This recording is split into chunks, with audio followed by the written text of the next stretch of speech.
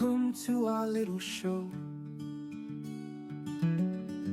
where the wild ideas flow. We plant the seeds in dusty ground, watch them rise without a sound.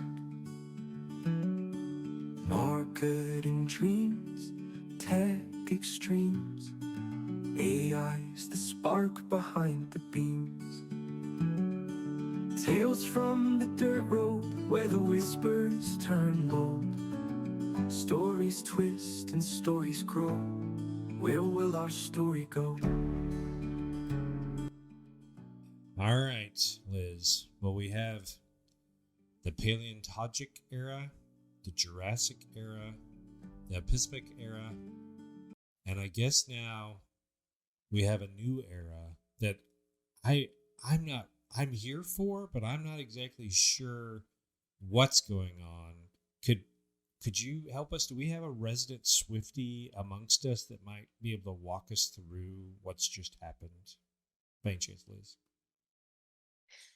When you texted me and suggested this topic, I was like, hell yeah, let's do it. You're in it. You are here for this. Makes the podcast worth it no matter what for you, basically, right? Yes. There's those you probably don't see these memes, but I see them as I'm scrolling through Instagram, when someone mentions Taylor Swift and I have an opportunity to talk about my favorite artist and they like slide in like, yes, I'm here for this. You're sliding into people's DMs just to talk about Taylor Swift for a moment, basically. Is that what you're doing? Is that how that works? Right. Yeah. I feel like maybe I totally should have like put on a neck brace or something, because the amount of like laughs and genuinity, authenticity that's about to happen is going to be over the freaking top. So this is going to be great. Oh, okay. Well, I'll try to focus us in so that we just don't fanboy on the Swift and talk about like what we're going to try to speak about. But I get it if we stray a little bit here. So, folks, you have stumbled into the Tales from the Dirt Road. We are going to talk about the epic adventures of Taylor Swift. Little known, but rising star, right, Liz? I mean, she's barely just a meek flower. No, she is a friggin' superstar. And we're going to talk about basically lessons that we can learn from a marketing and strategic communications perspective from Taylor Swift. True? Yes. And let me also say this. I feel like we could have a whole episode on the business side of Taylor Swift. We could probably find an attorney and have them talk about all of her legal power moves, which again, I would love. But today is all about, how as communicators, how can we take some nuggets that she's used in her career and how can we leverage them? I've got 3. And some funny stories that I'll share along the way.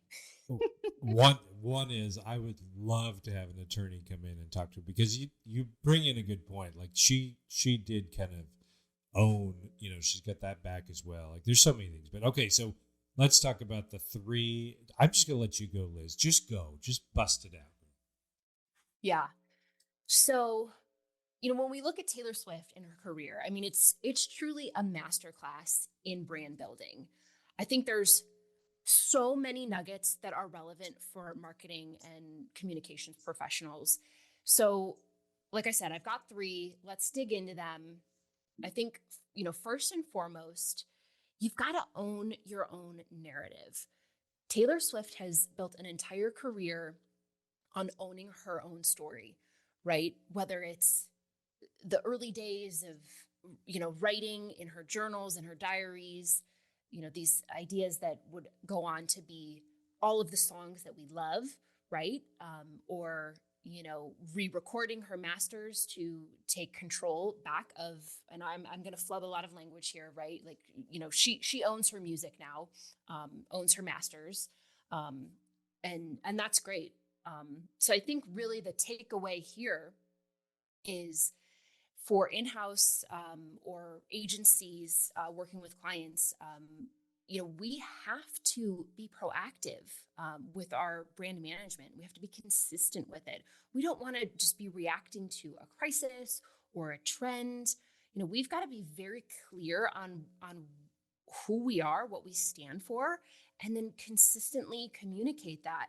And we've seen that from Taylor Swift over the duration of her career. Like I've said, she's talked about writing these songs in her journals when she was in high school, and she's on the latest episode of the New Heights podcast. She shared some behind the scenes of what it meant to her to reclaim her music and her masters. Again, whatever the correct terminology might be. I'm not in the music industry. Sure. Yeah. But, that it was really important to her to own her story. And we've got to do that as marketing and communication professionals as well, whether it's for ourselves or for our clients. Agreed. And so I'm going to kind of spin out a little bit and say, I think most people just generally, like I'm called Joe Sixpack, like people like me know of generally the conflict and where she, for some reason it was sold and then she had to get it back and she's super excited about it and announced that or whatever. But I think, like you talked about from a marketing communications perspective, I have seen several, folks that, for instance, I'll take a website, they'll go and they'll get like a $99 website or whatever that looks like, but then they don't realize that they don't own that website. In other words, that product is not theirs. They're basically just paying a subscription fee to get out there. So when you're talking about your own brand or you're trying to get out and reach folks and you decide you don't want to use that service anymore, or you have something that's different, brand wise or whatever, you quickly realize that you don't own that. You're just renting that. And so the translation there is that, the business side of the Taylor Swift empire is that she now has recaptured that. And she owns that. She owns that brand. She owns that story. She owns that narrative. And I think it's important for the folks that are listening to make sure that they too own their narrative and their property, like their IP, like a better term, as they move forward. There's oftentimes you can quickly sell it. I mean, you can quickly say, well, it's not a big deal, or this is a good price, and you don't realize that you've sold something very, very important to you for very little, cents on the dollar kind of thing. So. Yeah. And, on a personal note, I've experienced smear campaigns, and it's really difficult to navigate those situations. I think in hindsight, I should have been a heck of a lot more proactive, strict, dare I even say ruthless about the perception and the message that I was putting out about myself. So again, looking at Taylor Swift and some of the things that she's done, I'm like, all right, I'm taking notes over here. You have to be always working at this, always, again, you can't control everything that everyone says about you, whether in person or on the internet, but you better have a strategy. You better be prepared. You don't want to be reactive. You've got to be, again, very clear on, who you are, what you stand for, and how are you going to navigate a crisis. And we're not going to talk about crisis PR today, obviously, but. No, well, you kind of, I'm going to say stumbled, but you bring up a very, very good point, which is, hindsight is 2020. And if you don't have the opportunity to look back, reassess the steps that you took, the steps that you might have taken, if you don't address that healthily, like a better term, I mean, it's psychology here, but if you're not healthy about that and truthful to yourself and truthful to those around you, then if another situation came, in other words, if she ran down the same road where somebody tried to, grab some other IP of hers, she would not be prepared. And so I think that that's very sage to explain to people that don't be afraid if you have gone through a very difficult time to look at that realistically, be truthful to yourself, and make notes, if you will, so that the next time you come through those type of challenges or come, abut those challenges, that you're ready to go with a new perspective of how you think you're going to get through there. So, yeah, I think it's great advice, Liz. Thank you for sharing that. Definitely. Okay, number So, 2. Let's go number 2. Let's pivot a little bit. Let's talk about building an audience and engaging a community, because this is so pivotal. I do want to tell a fun little story. So the first Taylor Swift concert I went to was for the 1989 World Tour. So this would have been, let's call it 2015, I think. We went to go see her at, I think it was Rogers Center. Is that right? The baseball stadium in Toronto? Oh, in Toronto? Yeah, sure. Yes. Yeah. So great venue, by the way. Love it. Shout out to the Canadians. Cheers to the Canadians. Great. We love our Canadian friends. Great venue. We ended up getting amazing seats. And this is before concert prices had skyrocketed. So we got an amazing deal on like 4th row tickets. We really liked it. Wow. I know. It was great. So we get to our seats, and off to the left of us, I'm like, oh, okay, like what's going on here? Right? There's somebody dressed in a squirrel costume and another animal costume. And then there's somebody wearing a headband with airplanes on the, little spikies with airplanes. And I'm like, okay. Now, if you're listening and you're a Swiftie, like, you already know where I'm going with this. At the time, I was still, obviously I'd listened to Taylor Swift. I liked her music, but I wasn't like fully integrated in the fandom, right? So I'm kind of looking at these people. I'm like, what is going on here? But I'm like, all right, you do you, right? Like, we're going to sing, we're going to dance, we're going to have a good time. It's going to be great. So I'm embarrassed to admit, several months later, I'm just listening. I'm like, oh, let me go back, re-listen to 1989. Gosh, this album is so good. This is great. And I start listening to a song called Out of the Woods. And I'm like, oh my God, woodland creatures, paper airplanes flying. I was like, they dressed as the song. That was brilliant. They visualized the song with their costumes, basically, or their outfits. Yeah. I loved it. And then fast forward to the Eras tour, and I would say 99% of people it was something Taylor, right? I think a lot of people were just wearing general merch from different tours, but there was a fair amount of people who dressed as they took a line, a lyric, and turned it into an outfit, a costume. I was like, dang, this is great. I loved the creativity. I thought it was so much fun. Love that. Okay, so mind blown, honestly. So, and also, I love that you used 1989 because that is kind of a year that is near and dear to me specifically. But I'm going to try to relate this to all of us. What are we non-Swifties? I think that's probably what we are. We're non-Swifties per se. We're just regular people. But like in 1989, I was going to concerts. I don't remember ever dressing up, right? And the connection was basically I had watched some videos on something pretty new called MTV. I mean, it was a brand new channel, probably 4 years old, 3 years old, 5 years old, whatever.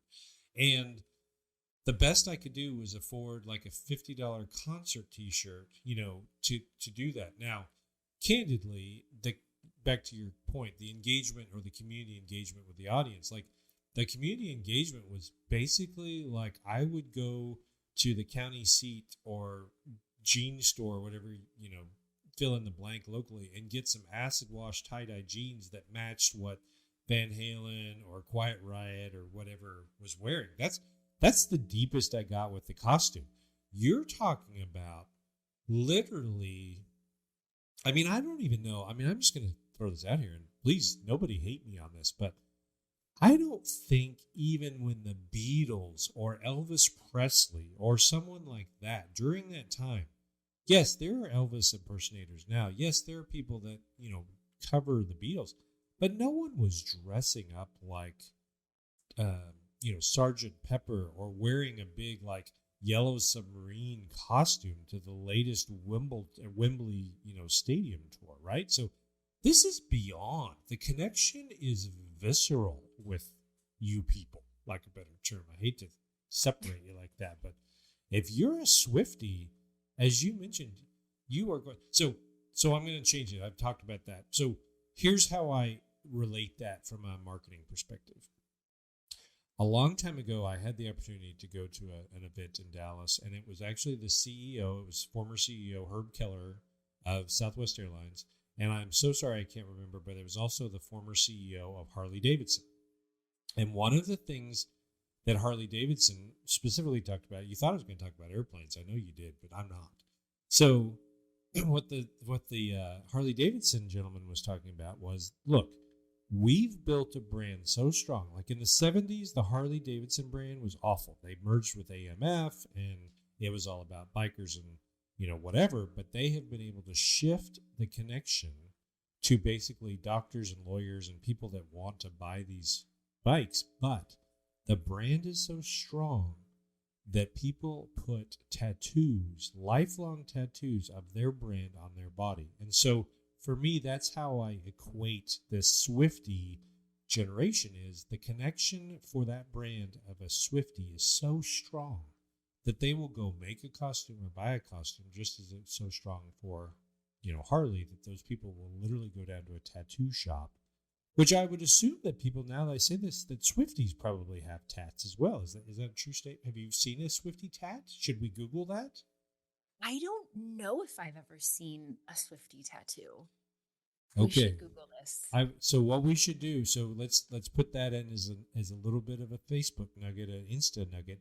If you're listening right now and you're a Swifty and you have an appropriate Swifty tattoo, please post it in the comments or tag us so that we can see your Swifty tat. I'm for this, 100% for this.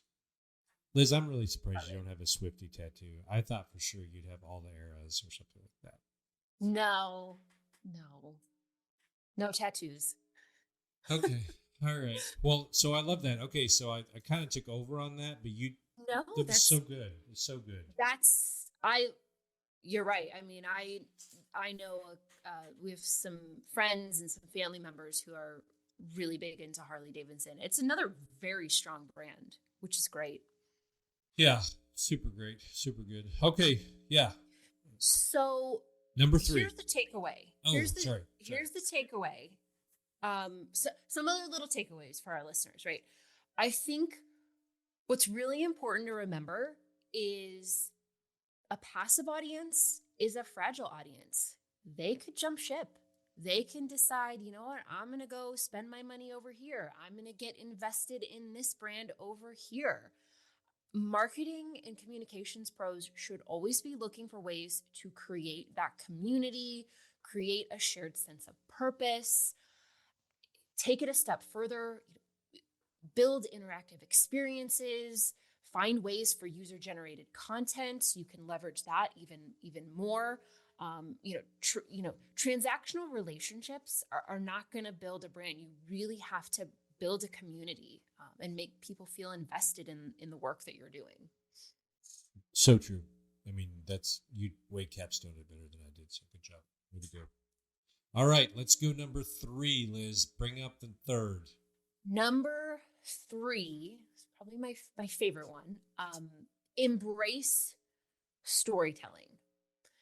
Storytelling isn't just about words. In Taylor's case, she can obviously, she can be on a tour where there's sound and visuals and a whole experience there. But let's say, somebody like myself, right? I don't have a tangible product I'm selling, but I still got to tell a good story. I got to come up with ways to take people on a journey, get them emotionally involved in what I'm doing. And and we could talk a lot. We could do many episodes just on storytelling, right? But this is so key, right? Take your audience on that hero's journey, in allow them to envision them as the hero of the story, right? I think that's so important. And I'm not talking just about, mission, vision, or, your latest blog post, right? Like, what is the story, the big picture story you're telling? If you look at some of Taylor's, in my opinion, some of her best songs, it's a great story, and I love how she just takes these little moments of life or a relationship, and she can write a whole 10-minute song, right, on just one moment of life, and you feel like you're there. The visuals, the lyrics, she paints a beautiful picture. Yeah, there's no doubt. I mean, I think if whether you are a huge fan of hers or not, dare I say she's a poet. I mean, I think that there is a true sense of she understands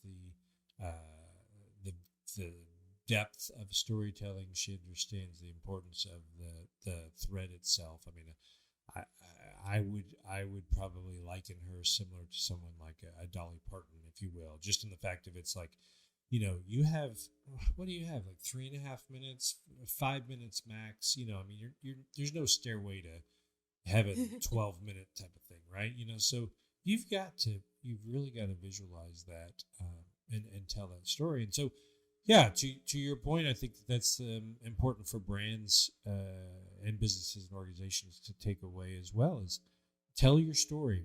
And people, I think, get caught up in the how. Like, do I tell that story on billboards? Do I do social? Do I do website? Do I do a mailer or postcard? It doesn't matter. If you have a good story, that is the through line, if you will, to success that you continue. And Taylor has shown that time and time again. I mean, how many songs? I know it just came out. I think there are 12 on this new album. Do you know roughly how many songs she's written total or has published total in her collection? If you don't, it's fine. I don't know. I'm Googling this right now. Sorry, I didn't mean to put you on the spot. I just figured, I mean, I would expect, what is this, the 9th album-ish? I mean, she's got... Oh, Tony... How many albums do we have? He has 12. 12. Oh, that's... 12. Yeah, 12 and 12 short. That's right. So theoretically, we've got about 144 songs, 10 to 12 songs per album, plus or minus. Plus the ones that we've never heard. I mean, I had a friend once, and she was actually in this Chris Stapleton realm, and she let me listen to a couple of songs that were just his, like he had done a verse here or, whatever. Those were amazing too. They just never made the cut. I mean, one did. I heard one later, but like, it was like, holy crap. Like, those are good songs, and they didn't make the cut. Yeah. I mean, what is sitting, this is what I want to know.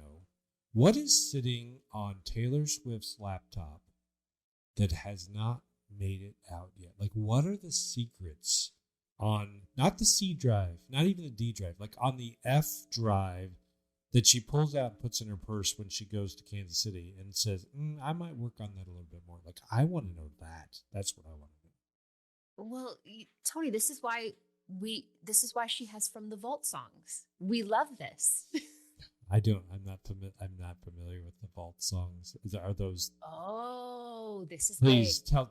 Oh my this gosh! Please tell me. Please tell our listeners about the Vault songs that aren't Swifties, please. Yes. So on her journey to re-record her songs, like you said, there are things that end up on the cutting floor, and they're great. Maybe they just didn't fit within the overall story of the album. So as she was re-recording, she was pulling some songs from the vault. And some of these songs, they're some of my favorite. I'm like, damn, that's good. That's so good. How did it not make the original? So it's... Holy cow. Okay. This is like, for me, like Rogue One Star Wars. Like, this is the things like, I love when, and of course she's all of it. But I mean, I'm writing something down right now, actually, but Like, these are the things where I love that people and where they grab the story. Like, the brand is so strong, or the story is so strong, that they own it themselves and they create information or IP or tell a story from a different perspective. And I don't want to overwhelm the Swifty conversation with the Star Wars. I don't want to mix genres, for God's sakes. But I think that there's something to be said with when people really take on, which you do. I mean, I think all Swifties do. I think that's the whole point, is she has created such an amazing brand, and the stories. I mean, you said something, and I'm going to ask you, and maybe I'm going to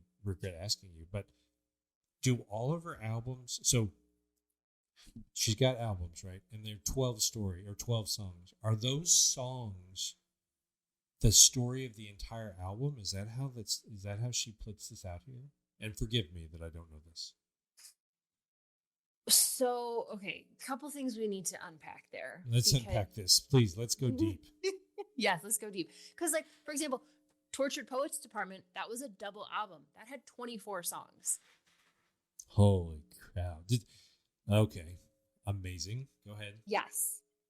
Yeah, I mean, I would say, like, generally, an album is going to cover a portion of your life. She's going to be telling some stories of a particular era of her life. But is there a through line? Are all of those songs on that particular album connected to that part of her life? Is that what the era is? I mean, I know these are stupid questions probably, but is that the deal? Is it's like, okay, this is a portion of my life. I have chiseled it away from the timeline, and now I'm going to tell you about this set of years or this event in these 20 songs or 12 songs, or whatever. Is that it? Okay.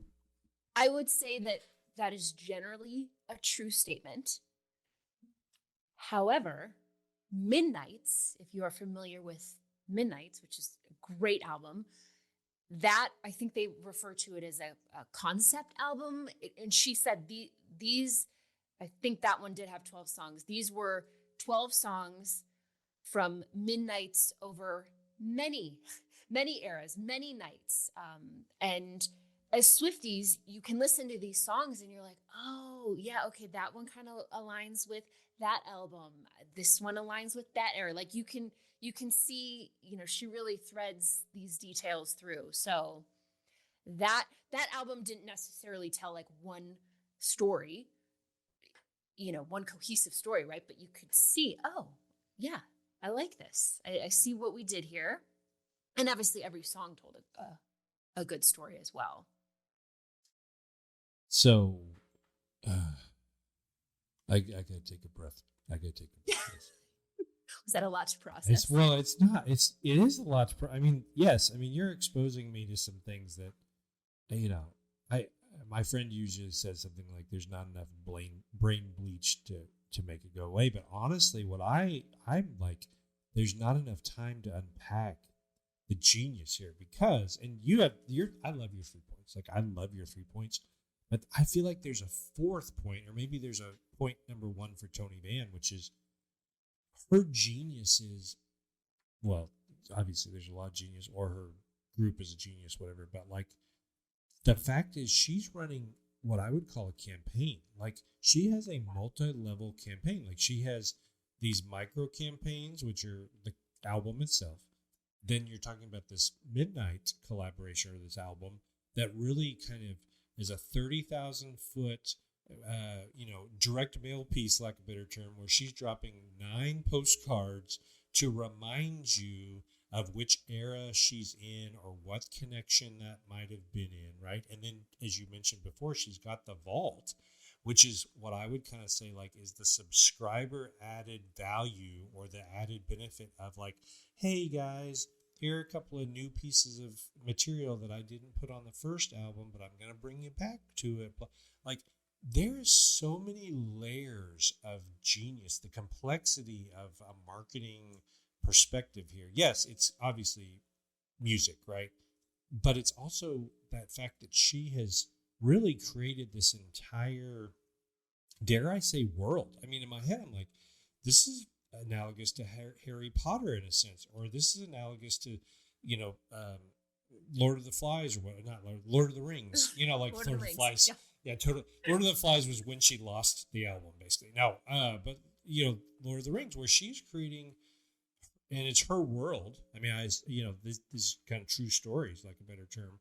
But she is welcoming everyone into the Taylor Swift universe, multiverse, and then she's sharing different moments to keep you interested, you as the consumer, the Swiftie, as you move through her life, through her music, through her albums, through her storytelling, basically. Yeah. And thank you, yes, for connecting this back to how we as marketing professionals would create a campaign and think through well in advance what this all looks like. And let me add another layer to this. What I think is really fascinating is, when did she, I forget what year her first album came out, right? I mean, early 2000s. In those days, she was like all other musical artists. She was kind of following that very traditional album cycle, where you release a single and it's you've got a video that goes with it. In Taylor's case, it was that, kind of catchy bop that, that would become an earworm. And maybe it was kind of the more annoying song on the record, but you couldn't get it out of your head. Right. And then it's crazy to see as we fast forward however many years. And now we're in this, we're in the streaming world and very few people buy albums anymore. And the whole album release cycle looks very different. Like, for example, I'm going to release an album while I'm in the middle of a world tour. Like, no one does that. That's insane. Yeah, when she was recording. Yeah, when she was recording that. I mean, I have so many questions. I mean, we have this is honestly been one of the better conversations about. But I have so many questions about that. I mean, should we read in the fact that the album is orange and glitter instead of, like, I feel like it should be crimson or red and glitter? Like, is it not her time with that football player? I can't remember his name. Something Kelsey, Travis. I don't know. Travis Kelsey. But like, if it's orange, does that mean that she was like having some kind of like side situation with someone from the Browns or the Broncos or the Bucks? Like, I mean, orange isn't the Chiefs' color. Like, why shouldn't it be red and glitter or something? I don't know. Well, keep in mind she's already had a red era, which is an amazing era. But we've had the red era. We haven't had orange yet. So I'm excited. I'm excited. Maybe the orange. I haven't thought about. Maybe the orange is a little nod to Cleveland. Maybe it is. Yeah, maybe it's a nod to Baker Mayfield, my guy Baker, which you guys friggin' traded to the Bucks, which he's doing amazing down there, but has nothing to do with Taylor Swift. I'm just go Baker, go shake and bake. So, oh my gosh, where does he play now? Oh, ouch! He plays for the Tampa Bay Buccaneers. He took them to the playoffs his first year. If he stays healthy, I think that the Bucks are going to have a chance. So we'll see. But once again, I'm a Denver Bronco fan, so I'm a Bo Nix guy. Like I get a, but yes, we'll talk about that later. We'll talk offline for that. So we'll talk football later. Yeah. Okay, boy, you have taken me. I feel like I was barely into the Swifty, and now I feel like I might understand the S part of the Wifty love affair or whatever. So I have no idea, but Liz, thank you for sharing all of this. Thank you for putting this all together. This has been an amazing insight into the Swiftydom, as well as your mind within the Swiftydom world. Yes, now you know. If I ever say something and just giggle to myself, it's probably because I found a way to work a Taylor Swift lyric just into casual everyday conversation. And if you don't know, you don't know. I'm just over here giggling, living my best life. And on that note, I think that on that note of a giggle, I think that would wrap us up for our Swifty conversation. So for that, I am the non-Swifty Tony Vann. And I am Swifty Liz Hersh. Thank you for indulging me, Tony. I appreciate it. Oh my gosh. I think you have brought entertainment and marketing to a new level with this podcast. So I hope that this will intrigue everyone to come back next Tuesday for sure. Peace out. See you next time. Don't know how to end, but we're going to end on that. My mind went blank. She's giggling now, folks. From She's gravel giggling. paths to starlit skies, we chase the sparks with open eyes. The future hums in the air tonight. Every step feels like first light. Will it bend like a willow or roar like a stream? Will it build a new